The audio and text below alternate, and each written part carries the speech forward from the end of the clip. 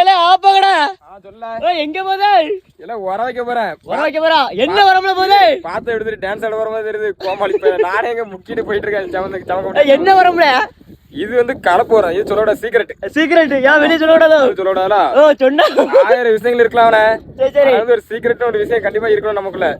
Personal இதுதான். இது எப்படி ஏக்கு சொல்ல முடியுமா? வர நீ கல்லகா பிடிச்சிட்டீ.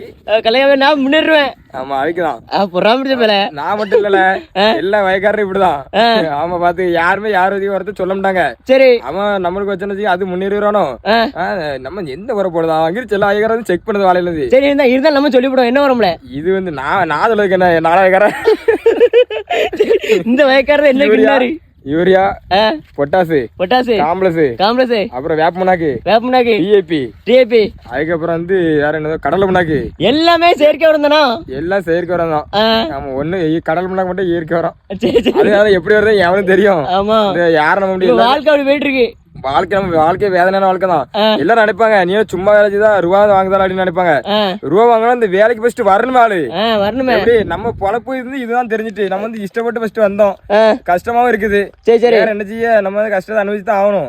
அதே மாதிரி எல்லாரும் ரொம்ப ஜாலியா இருக்குவனே இந்த வேலையில சூப்பரா இருக்கு. ஏன்னா கொஞ்ச நேரத்துல வேலை முடிஞ்சிரும். வீட்டுல நல்லா சொகுசா இருக்கலாம் படுத்து தூங்கலாம் அப்படின்ட்டு. இங்க வந்து பார்த்தா தெரியும் படுத்த கஷ்டம். எல்லாரும் நினைப்பாங்க பாத்துக்க. ஆனா 1000 சம்பளம் அடிக்க நம்மளுக்கு சும்மா கிடையாது. ஆனா நினைப்பா 1000 நீ வாங்குறதுல கொஞ்ச நேரத்துல அப்படின்ட்டு.